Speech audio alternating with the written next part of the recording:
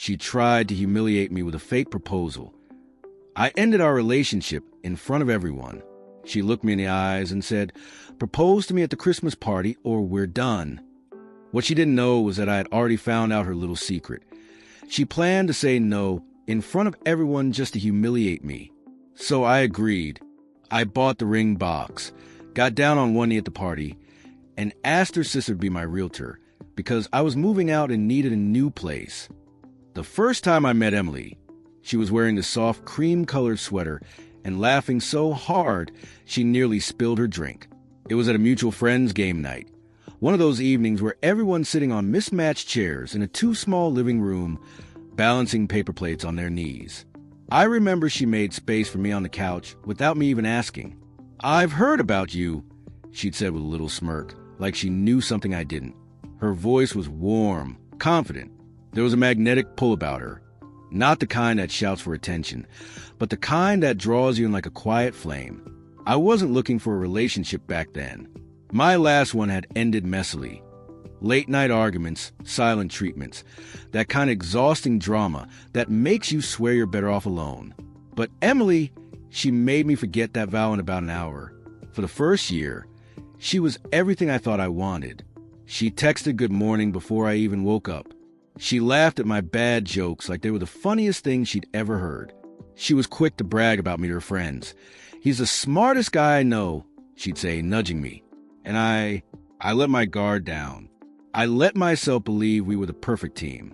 But perfection is a funny thing. Sometimes it's just a fresh coat of paint hiding the cracks underneath.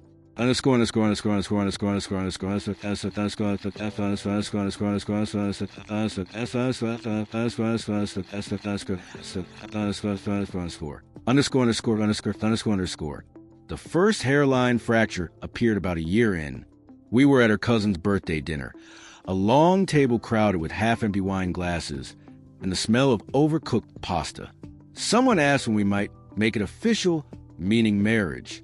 Emily laughed, tossed her hair, and said, "Oh, I'm working on training him. He'll get there." Everyone laughed. I laughed too, because what else do you do when you're suddenly the punchline? It seemed harmless at the time. Just a joke, right? But something in her tone, that casual confidence that she could train me like a pet, it stuck in my head. The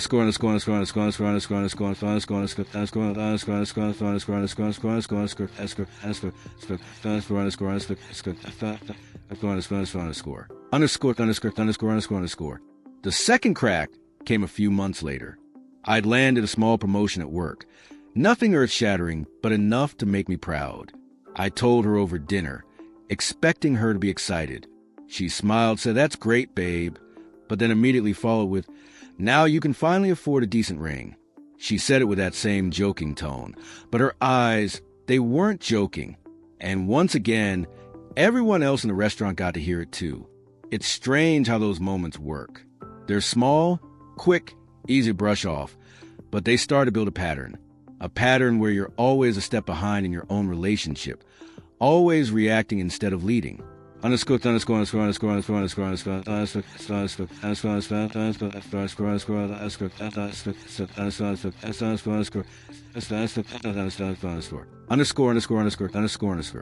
By our second Christmas together, the cracks were big enough for me to see daylight through them.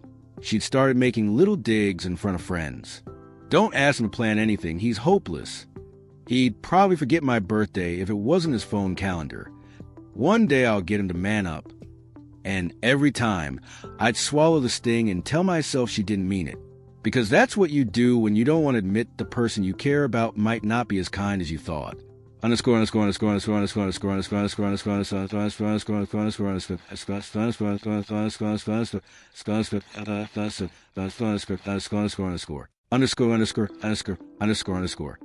came the evening that, looking back, feels like the point of no return. We were at her parents' place for Sunday dinner. Her family had this tradition where everyone brought something, and the night was all warm lighting, clinking cutlery, and the smell of her mom's famous roast chicken. Her dad asked, "So, any plans for future, you two?" I opened my mouth to answer, but Emily beat me to it. She put her hand on my shoulder, smiled sweetly, and said, Don't worry, Dad. I've got him right where I want him. The table laughed. My face burned. I caught her smirk out the corner of my eye. That same smirk she'd had the night we met. But now it didn't feel charming. It felt triumphant. And here's the thing. I wasn't opposed to marriage. I wasn't scared of commitment. I just wanted it to happen naturally. Because we were ready, not because I'd been cornered. But by that night, I could feel the walls starting to close in. Underscore.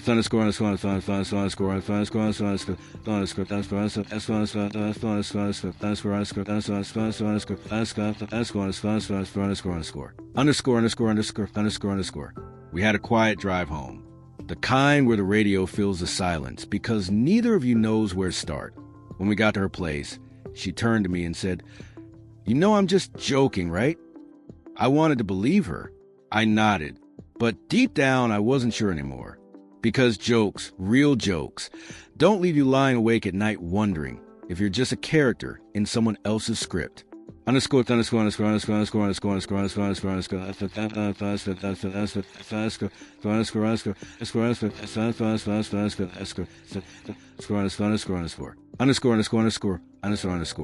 That winter was a blur of small moments like that. They were never enough to start a fight over, but each one chipped away at something inside me. And then, one evening in early December, I saw the crack turn into a fracture. We were on the couch, a half-empty bottle of wine on the coffee table, the glow from her Christmas tree throwing soft light across the room. She muted the TV, turned to me with this dead serious look, and said, "So, here's the deal. You're going to propose to me at my family's Christmas party, or we're done." Her voice didn't rise. It didn't need to. Those 10 words. "You're going to propose at the Christmas party, or we're done," cut through the room like glass breaking in the middle of the night. At first, I thought maybe I'd misheard her, that the wine had dulled my hearing. Or maybe she'd meant something else entirely. But then I saw the way she was looking at me. Head tilted slightly forward, lips pressed together in a flat, expectant line. She was serious. Dead serious. The muted TV was still casting its faint blue glow, the images flickering against the ornaments on the Christmas tree. I remember noticing the faint scent of pine mixed with cinnamon candles, a smell I used to find comforting, but now seemed cloying, heavy. Outside the window, snow was falling in slow, lazy spirals. In another life, that scene might have felt romantic, but inside, the air between us was tight enough to snap. She didn't say, "I want you to propose," or "I hope you propose." She said, "You're going to," like a foreman telling a worker to clock in. "Emily," I started trying to keep my tone light. "That's not really how this works. It's supposed to be a surprise?" She interrupted, her voice sharp but still soft enough to seem polite. "Yeah, well, I'm done waiting for you to figure out. The Christmas party is perfect. Everyone's going to be there. It's the ideal time." She reached for her wine glass, took a slow sip, and set it down with deliberate care, like punctuation on her sentence. "You've been dragging your feet for 3 years," she continued. "People are starting to wonder if you're ever going to commit. Do you know how embarrassing it is for me? I've had to make excuses for you to my family." She leaned back against the couch cushion, eyes locked on mine. "You do it at the party, or we move on. Simple as that." The thing about moments like this, moments where someone drops a bomb in your lap, is that your brain doesn't process them all at once. First, you hear the words. Then you feel them. My chest went cold, like someone had dumped ice water straight into my rib cage. I wanted to laugh it off, make a joke, pretend she was teasing me again. But her expression told me that was a wrong move. Instead, I sat there in silence for a few seconds, the kind of silence where even the tick of the clock feels too loud. Finally, I said, "Emily, I'm not going to—" "Yes, you are." She cut me off so fast it was almost comical. Her tone was sugar-coated steel. "Don't make this harder than it has to be." Proposals, to me, weren't just about timing. They were about intention. I'd always pictured them as this private, deeply personal moment, not a scheduled performance for an audience. And here she was, turning it into a public deadline. Not just public, a family event. It didn't feel like love. It felt like leverage. "Oh," she added, almost casually, "and I've already hinted to people something special is happening. Don't ruin it for me." That last line stuck in my head like a splinter. Don't ruin it for me. So this wasn't about us. It was about her image, her story, her big moment, one she could control. We didn't fight. We didn't yell. If anything, that was worse. She turned the TV back on like nothing had happened. We watched half an episode of some show I couldn't follow. My mind was still stuck on her words, replaying them like a broken record. I left early that night. She kissed me at the door like everything was normal.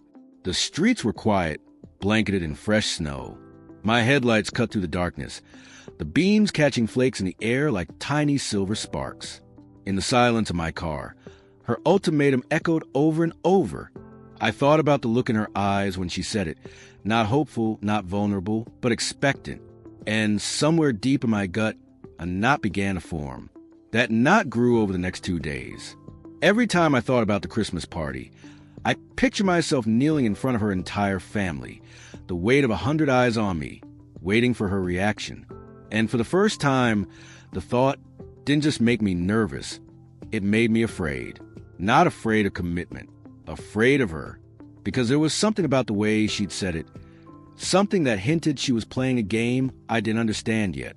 2 nights later, I was at her apartment again, fixing a loose kitchen cabinet door. She was in the shower. Her phone buzzed on the counter. I wasn't going to look. I'm not the snooping type. But then I saw the preview of the message on the lock screen. It was from Sophie, her best friend. "Can't wait to see his face when you say no in front of everyone." And just like that, the knot in my gut turned into something sharper. The cabinet door was fixed. At least one thing in that apartment was. I remember standing there, screwdriver still in hand, the faint hiss of the shower drifting to the half-open bathroom door. Steam curled lazily into the kitchen, fogging the edges of the overhead light. And then, buzz. Her phone lit up on the counter. I wouldn't have looked. Really, I'm not that guy. But the phone was face up, and the name on the screen was impossible to miss. Sophie, Emily's best friend since middle school. The kind of friend who'd been there for every high, every low, and every drunken "you deserve better" speech. The preview of a message was only one line, but one line was all it took to punch the air straight out of my lungs. "Can't wait to see his face when you say no in front of everyone." I just stopped. The sound of the shower faded, like someone had turned the world's volume knob all the way down. My heartbeat, on the other hand, roared in my ears. The screwdriver felt heavy in my hand, heavier than it had any right to be.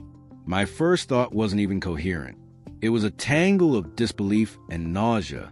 Wait, no, that's not what she meant, right? Before I could talk myself out of it, my fingers moved. The phone was unlocked with a lazy swipe. No passcode, no Face ID. She'd always said she had nothing to hide. Guess that was a lie, too. Sophie's text was just the tip of the iceberg. I scrolled. "Sophie, do you have the dress picked out yet? You have to look incredible for the rejection." "Emily, of course." I want him to really feel it. "Sophie, God, he's going to be crushed." "Emily, that's the point faced with tears of joy." "Sophie, you're evil."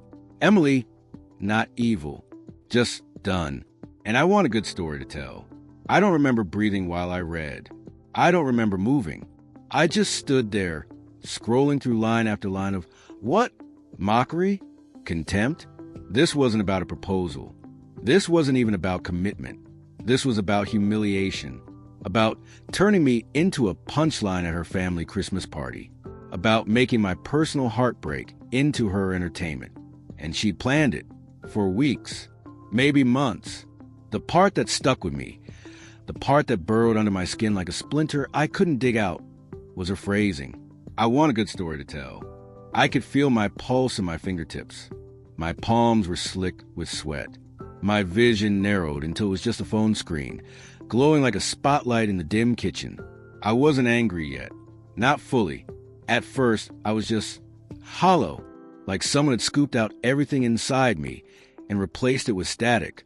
And then my brain did that thing it always does when I'm cornered. It started playing out possible futures.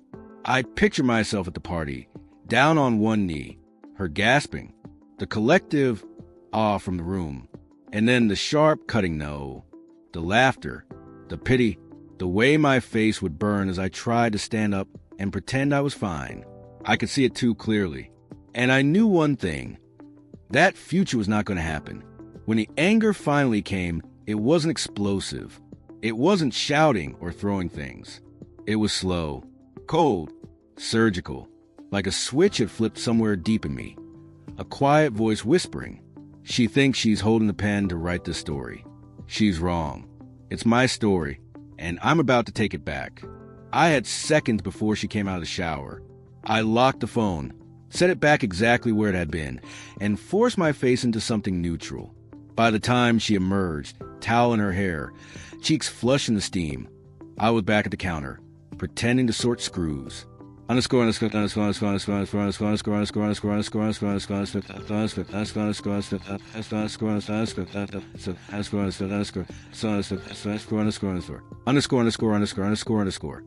fixed it? She asked, glancing at the cabinet. Yeah, I said, my voice steady. Steadier than I felt. The rest of the night, I wore the mask, smiled when she made jokes, nodded when she complained about her workday, acted normal. Every word I spoke felt like it was floating above my head, disconnected from me. But inside, I was planning. And the more I planned, the calmer I got. It wasn't enough to just call off the proposal. That would have been the obvious move. Predictable. No, I wanted her to feel the same thing she'd planned for me. The same gut drop, public humiliation. And I wanted to do it in a way that would haunt her long after the Christmas lights came down. That's when the idea came to me. Sudden, clean, like a Polaroid snapping into focus. I wouldn't refuse the proposal moment. I'd use it. I'd twist it into something she'd never forget. All I needed was the perfect way to turn the spotlight, without anyone realizing until it was too late. That night, lying beside her in bed, I could hear her steady breathing as she drifted off. And I thought about Sophie, about Rachel, Emily's older sister, the one she constantly compared herself to, the one she low-key resented for being too perfect, the one who was a realtor, and then the pieces clicked together. By the time I fell asleep, the plan was already in motion. The next morning, sunlight poured through the blinds in sharp, golden slats, cutting across the floor like prism bars. Emily was still asleep beside me, her hair a tangle against the pillow. I stared at the ceiling, my mind running 1,000 miles an hour. I could feel the weight of what I discovered the night, before pressing down on my chest like a stone. She'd planned to humiliate me, in front of her family, her friends, probably even in front of the people she barely liked but invited anyway just to make a scene. And she was proud of it. That pride was going to cost her. I slipped out of bed quietly, padding barefoot into the kitchen where my phone sat charging. My first call wasn't to a friend. It wasn't even to my family. It was to Rachel. Her voice was soft when she picked up, morning voice, still half asleep. Hey, is everything okay? I took a breath. Rachel, I need to talk to you. And I need you to hear me out before you say anything. There was a pause, then the sound of sheets shifting. All right, what's going on? I told her. Everything. The ultimatum. The phone. Sophie's text. Emily's words. I want a good story to tell. There was a sharp inhale on the other end. She actually said that? She did. And she's planning to do it in front of everyone. She wants me to propose so she can publicly reject me. Silence. Then Rachel's voice low and tight. That's beyond messed up. That's why I'm calling you, I said. Because I'm not going to just let her do it. I'm going to turn it around. But I need your help. I could almost hear her frown through the phone. What kind of help? That night at the party, I'm still going to go down on one knee. But instead of proposing to her, I let the sentence hang in the air, just long enough for the tension to build. I'm going to ask you to be my realtor. There was a pause, then a short, startled laugh. You're serious. Dead serious. I'm moving out, and I want her to find out right there, in front of her family. I want her to feel what she wanted me to feel. Rachel didn't answer right away. When she did, Her voice carried something new, a mixture of outrage and excitement. All right, you know what? I'm in. That was all I needed to hear. The week before Christmas passed like a strange dream. Emily was in high spirits, unusually affectionate. Even, she'd lean into me on the couch, her head on my shoulder, scrolling through Instagram photos of proposal goals with a sly little smile. Every time she did, I felt a flicker of something dark in my chest. Not sadness anymore, not even anger. It was anticipation. Behind her back, I made arrangements. I signed the paperwork with Rachel to list the apartment for sale. I had my things slowly boxed up and labeled under guise of holiday decluttering. Rachel and I coordinated the exact timing. When I'd kneel, when she'd step forward, how we'd phrase it, so there'd be no doubt in anyone's mind what was happening. I even bought a small ring box, not with a ring inside, but with a folded business card. Rachel's business card. I kept my performance flawless. I nodded along when Emily mentioned how magical Christmas night would be. I laughed at her little hints in front of her friends. I even let her mom tease me about making an honest woman out of her. Every smile I gave was calculated. Every laugh was rehearsed. And deep down, I was counting the hours. Christmas Eve came with the smell of cinnamon and pine needles. Emily's parents' house was already bustling when we arrived, laughter spilling from the kitchen, Christmas music humming from the living room. I could feel eyes on us as we walked in together. Her relatives greeted me warmly, but I could see it in their glances. They were expecting something tonight. Emily, for her part, was glowing. She wore a deep red dress that clung to her in all the ways she knew would draw attention. Every so often, she'd glance at me with a look that said, "You ready for my big scene?" Oh, I was ready. Just not for the same script. Rachel arrived fashionably late, a stack of gifts in her arms. Emily gave her a cursory hug, barely masking the tension that always lingered between them. I, on the other hand, greeted her with a warm smile, the kind of smile that wouldn't raise suspicion, but told Rachel it's almost showtime. As the night wore on, I watched Emily grow almost restless. Every time I went to refill my drink or stepped outside for air, her eyes tracked me, as if she was afraid I'd miss my moment.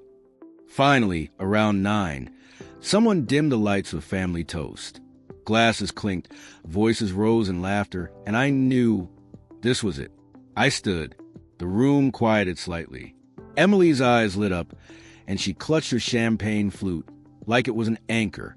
Sophie, standing near the fireplace, grinned like a cat who just spotted a trapped mouse. I reached into my pocket. The small black ring box was warm in my hand. The murmur started immediately. A few gasps. Someone whispered, "It's happening." I took a deep breath and slowly got down on one knee.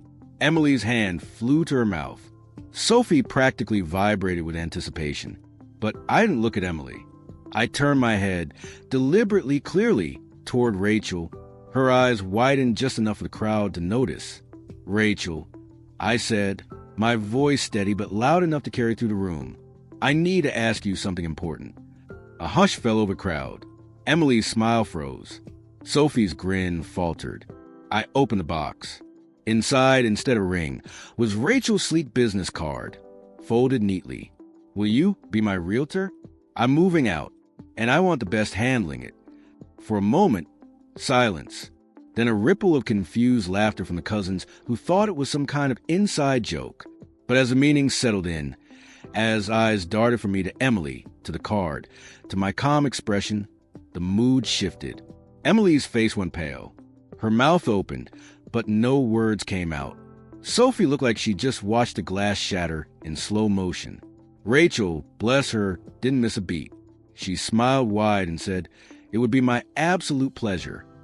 I stood, closed the box, and slipped it back into my pocket. "Thanks for the hospitality." I told Emily's parents, "Merry Christmas." And just like that, I walked out, left her standing there in front of everyone, with nothing to say, no scene to control, and no way to spin it in her favor. In the car, alone, the adrenaline hit me all at once. My hands were trembling. Not from fear, but from the sheer satisfaction of having rewritten the ending. She wanted a story to tell. Well, now she had one. The drive back to my apartment that night felt unreal.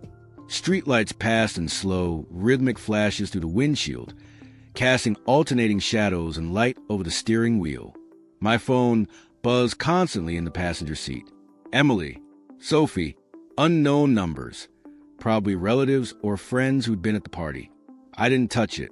I let the silence stretch, the hum of the tires on the wet asphalt drowning out everything except the steady thump of my heartbeat. When I pulled into the parking lot, the buzzing stopped. Then, as soon as I opened my apartment door, it started again. This time, it was Emily's voice on the other end. What the hell was that, Michael? Her tone was high, sharp, the kind of tone you use when you've lost control and you know it. What was what? I asked, my voice deliberately calm. You embarrassed me. You made me look like an idiot in front of my whole family. Do you have any idea? I cut her off. Funny, that's exactly what you were planning to do to me. Word for word. I just gave you a preview of your own script. She went quiet for a moment, probably realizing Sophie had already told me. Then she snapped. That was different.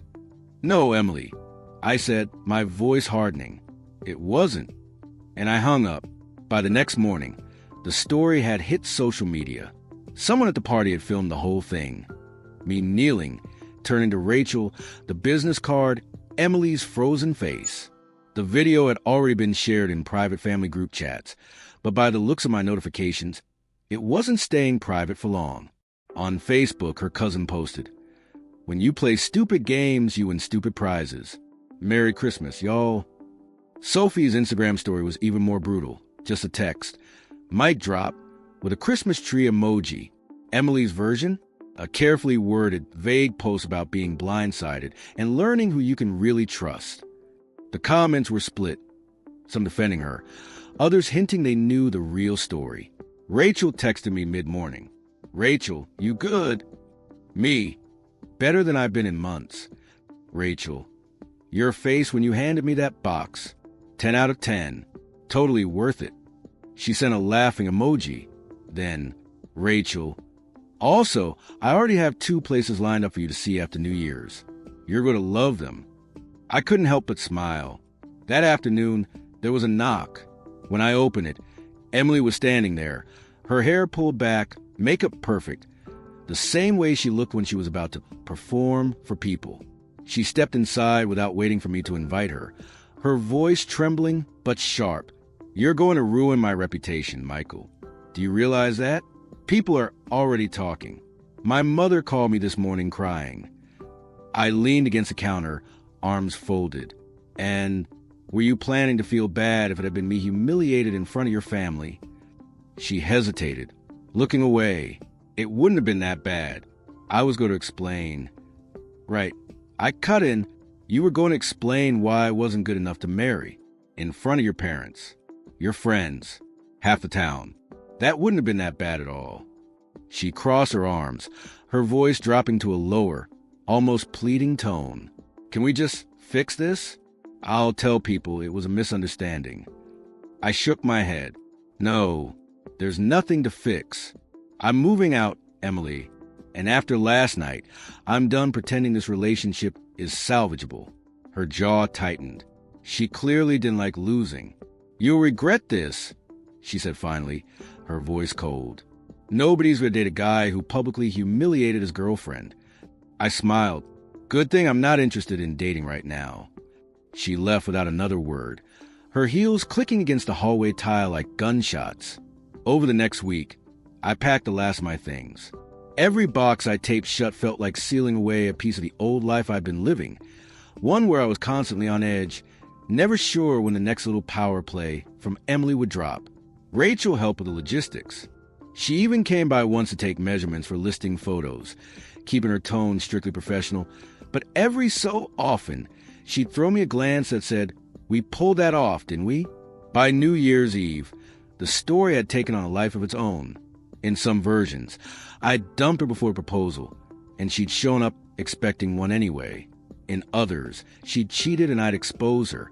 The truth didn't even matter anymore. What mattered was, she wasn't the one controlling the narrative. And for someone like Emily, that was the worst punishment of all. One night, Sophie texted me out of the blue. Sophie, for what it's worth, she had it coming. Me, you weren't on it, weren't you? Sophie, not exactly. But I didn't warn her either. She followed it with a winking emoji. Sophie, she's still mad at me. Guess sisters aren't supposed to laugh at your epic fail in public. The apartment sold quickly. Rachel found me a small but bright place on the edge of town. The first night I slept there, surrounded by unpacked boxes, I felt something I hadn't in months. Peace. No constant tension. No manipulation. No games. Just quiet. I poured myself a drink, sat on the floor in the middle of my living room, and raised my glass toward the empty space. To new beginnings, I said softly. Somewhere, Emily was probably still trying to explain away that Christmas night, still rewriting her version of the story. And I knew, deep down, she'd never be able to tell it without feeling that sting. Sometimes, revenge isn't about yelling or breaking things or burning bridges in a blaze of glory. Sometimes, it's about letting someone taste exactly what they served you, the same cold, bitter dish, plated neatly in front of the same audience they wanted to impress. Emily thought she'd get a story to tell. She just didn't expect to be the punchline. And me? I got the best Christmas gift I could have asked for, my freedom